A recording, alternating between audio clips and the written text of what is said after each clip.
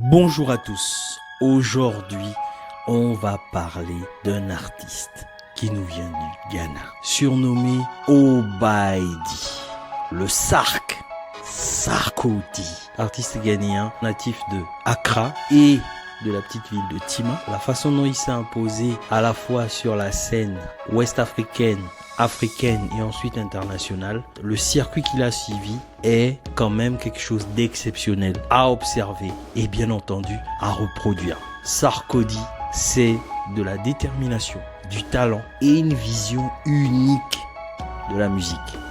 Voyons ça en détail. Alors, Sarkodie, comme d'autres talents de sa génération, c'est un artiste à texte. Donc c'est un artiste qui va beaucoup écrire. À la différence des artistes qui sont plutôt très bons dans l'interprétation, lui, il est très bon dans l'écriture. Et ça a commencé très tôt. Pourquoi? Parce que Sarkodie a beaucoup pratiqué l'écoute dans son enfance. Donc il a commencé par beaucoup écouter de nature introvertie pour traduire et pour ressortir ce qu'il ressentait. Le plus simple a été de commencer à écrire. Et ce qui est étonnant, c'est qu'il a commencé à écrire des poèmes, pas des textes de rap, des poèmes. Et ensuite, il est passé des poèmes aux textes de rap. Ce qui est formateur, c'est parce que quand tu écris un poème a des règles en termes de rime, en termes d'assemblage. Donc on ne fait pas n'importe quoi quand on écrit des poèmes. On trouve cette analogie beaucoup plus facilement quand on arrive dans le rap parce que c'est un exercice similaire qui respecte d'autres codes, mais qui au final, quand vous êtes bon en poésie, en écriture de poèmes, c'est un peu plus facile de passer sur le rap. Ce qui va vous manquer, c'est la vibe, le flow, etc. Mais le fond du rap, de la musique, qui est l'écriture, vous l'avez déjà une fois que vous passez par la case poème. Et Sarkodie est passé par la case poème. Il a commencé à écrire. Loin d'imaginer que ça devait faire sa force par la suite, mais au final, il est tombé dans la marmite de la musique et très jeune. Et ce qui distingue Sarkodie, c'est la capacité à passer du poème et du rap en langue twi.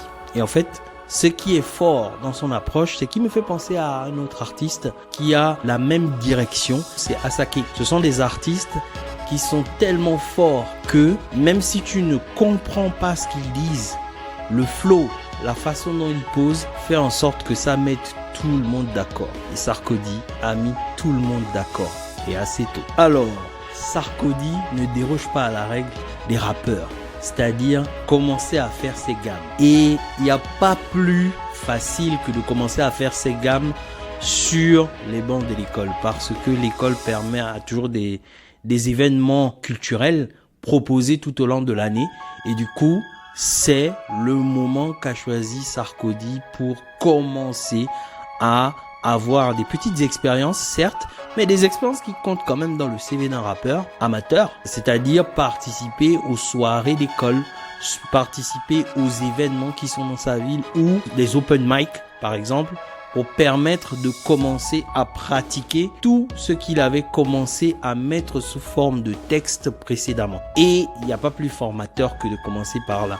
Et ce qui est un peu plus étonnant dans son parcours, c'est qu'il allait même jusqu'à prester pendant des funérailles. C'est vrai que sur les funérailles, souvent sur la fin des funérailles, dans certaines cultures, on aime bien finir par une autre joyeuse parce que au final, bien que ce soit une situation qui soit terrible, le départ d'une personne, il est quand même à célébrer parce que il n'est pas vécu complètement comme un départ, il est vécu comme le début d'une nouvelle vie. Donc, dans les célébrations des funérailles, on ose toujours donner la parole à des artistes et des musiciens qui viennent égayer la cérémonie des funérailles.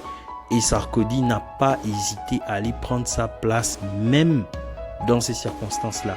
Et c'est toute cette expérience qui a fait en sorte que il ait commencé à se forger, au fait, une grosse identité dès le départ, parce que par la suite, quand vous allez vous retrouver devant un public dans le cadre d'un concert ou d'un showcase, l'exercice sera similaire. C'est juste le cadre qui sera un peu différent, le contexte, l'enjeu, mais à la fin, ça reste la même chose. Il faut envoyer du son, obtenir l'aval d'un public et ambiancer une soirée, un événement.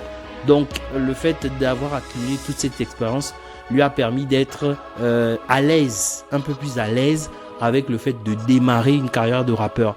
Et pendant toutes ces expériences, il y a une seule chose qui restait dans l'esprit des gens.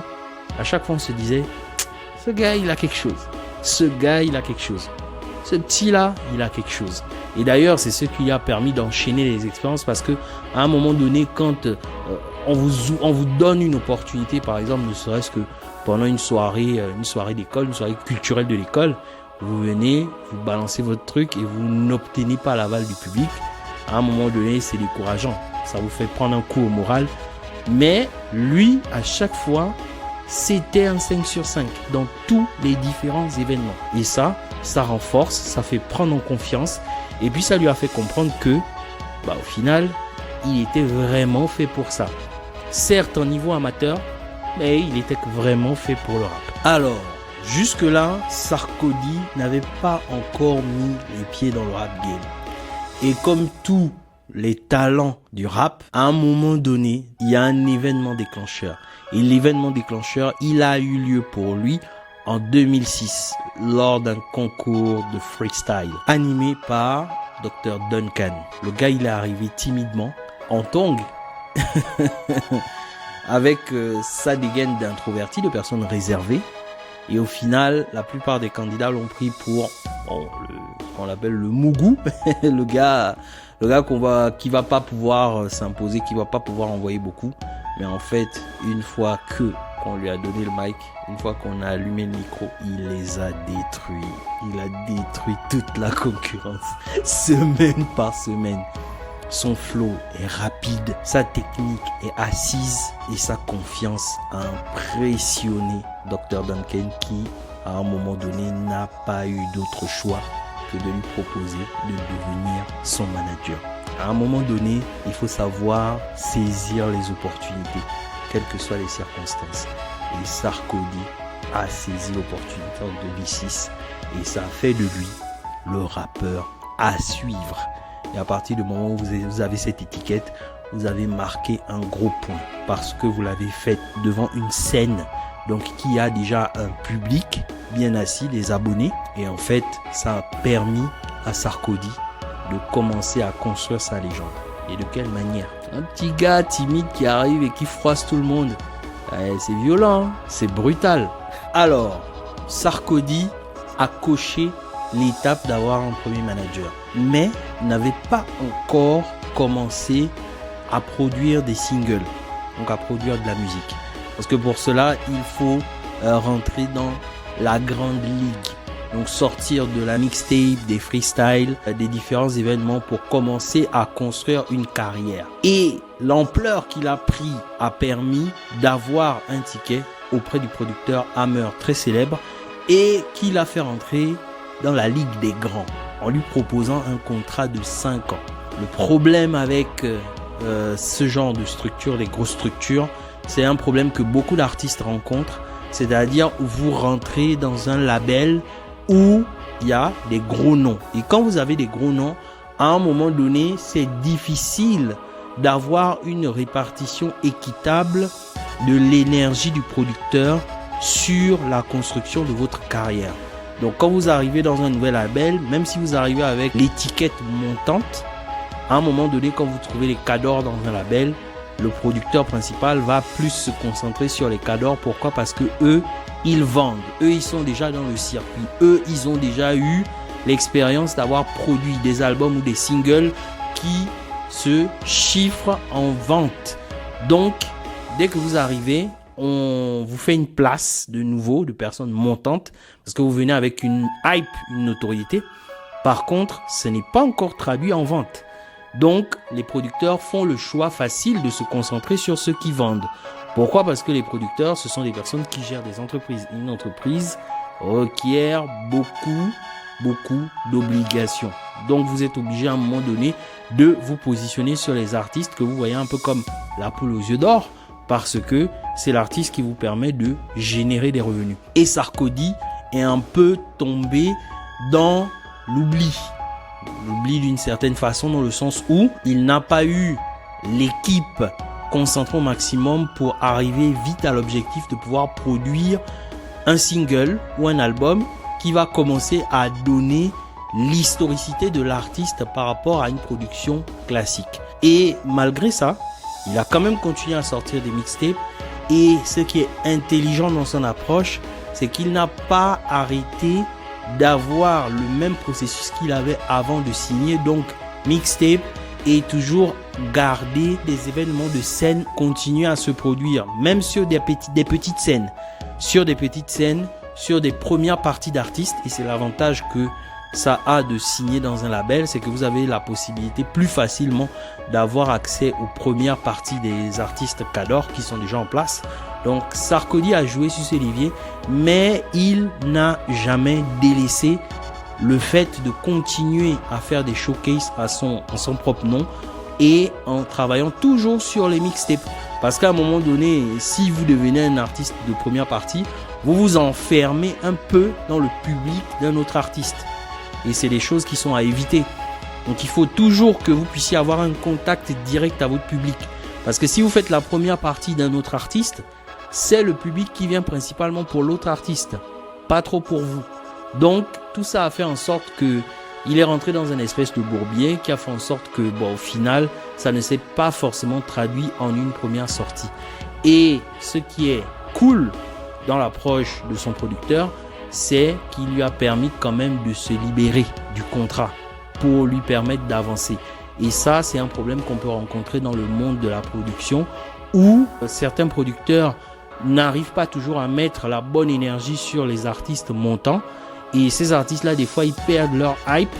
Et en perdant leur hype, ils ont envie de se rattraper. Et pour se rattraper, ils veulent avoir une équipe avec qui ils vont pouvoir travailler directement. Mais comme le contrat les bloque, ils ne peuvent pas changer d'équipe. Donc, ils sont obligés de casser d'abord le contrat et de passer après sur une nouvelle équipe qui va se concentrer sur eux pour la production, pour une première sortie, soit d'un single, soit d'un album. Et ce qui est cool dans l'approche de son producteur, il lui a quand même donné la possibilité de casser le contrat et de partir sur autre chose. Et ça, c'est louable pour le producteur parce qu'à un moment donné, il y a de la reconnaissance. Quand vous êtes un producteur et que vous voyez que vous avez signé une star montante et que vous n'arrivez pas à mettre toute votre énergie sur lui pour commencer à le faire entrer dans le monde des grands, vaut mieux le laisser partir que de le verrouiller. Parce que ça évite des frictions entre producteurs et artistes. C'est ce que son manager producteur d'époque a fait, de le libérer de son contrat de 5 ans. Et grâce à ça, il a commencé à travailler d'arrache-pied pour la sortie d'un premier single et d'un premier album. Alors, l'album et le single, il l'a produit en 2009. Le titre de l'album, Mekwe. Le single de cet album, le single phare, qui a fait en sorte qu'il puisse asseoir sa domination sur le marché national du Ghana, c'est le single Baby en 2009. Il a tout fracassé. Donc avec ce single, il a commencé il a dominé sur le marché national et à ce moment, il a commencé à se positionner, à être contacté pour faire les premières parties. Et notamment en 2009, il a fait les premières parties de Busta Rhymes au Ghana. Donc quand vous commencez à avoir la possibilité de vous positionner en première partie, ça veut dire qu'on vous reconnaît un talent, on vous reconnaît une hype. Et du coup, ça permet de faciliter les tournées nationales parce que du coup, on sait que si vous êtes là, il y a une partie de la promotion qu'on ne sera pas obligé de faire. Parce que du coup, quand on est un artiste international et qu'on vient dans un nouveau pays, on a toujours besoin des locaux pour ouvrir la voie d'une tournée nationale. Et Sarkodie s'est retrouvé en position d'ouvrir la voie à Busta Rhymes pour des concerts au Ghana. En 2010 arrive le boom international. Le boom international, il est lié à quoi? Il est lié au fait que Akon, l'artiste, a proposé de produire Sarkodie. Mais malheureusement, les planètes n'étaient pas alignées. Ça a fait en sorte que ça ne puisse pas se réaliser. Par contre, Sarkodie a quand même ouvert un éventail sur des collaborations internationales, notamment en devenant ambassadeur de plusieurs marques, comme par exemple devenir ambassadeur de Samsung dans son pays.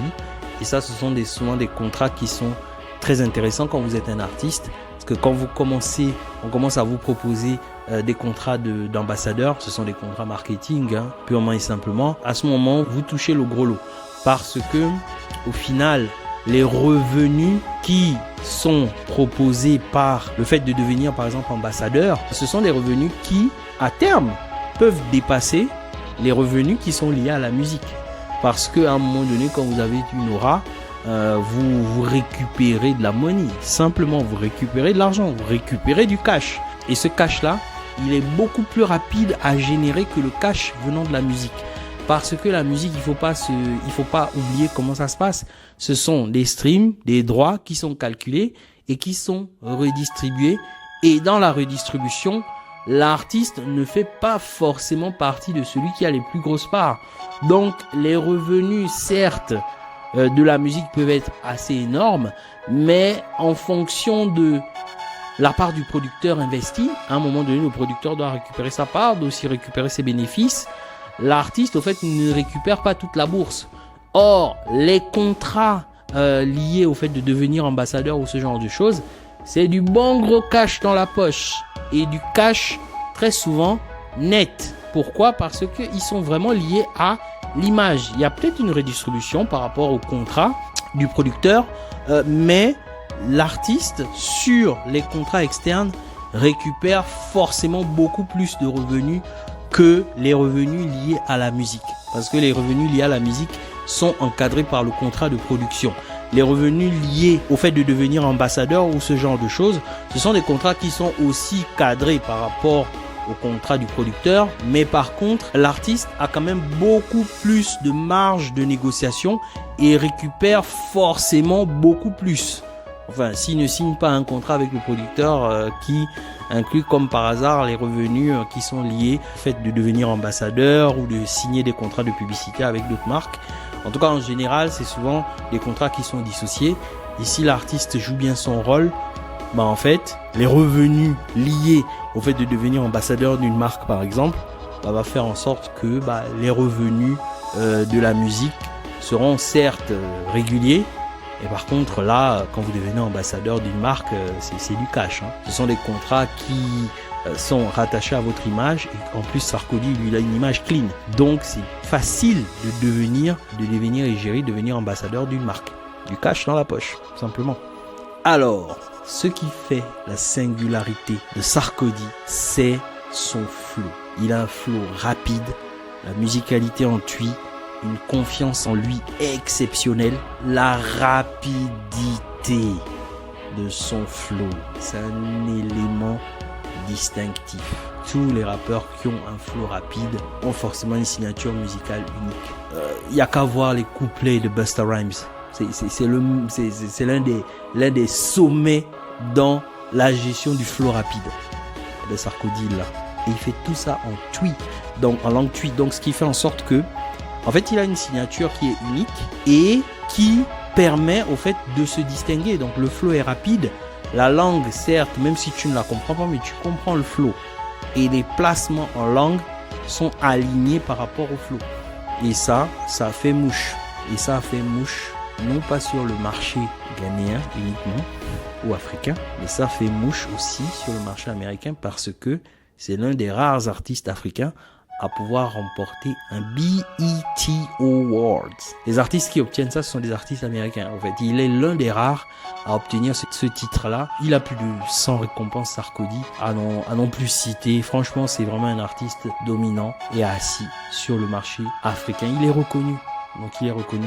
Il a plus de preuves à fournir.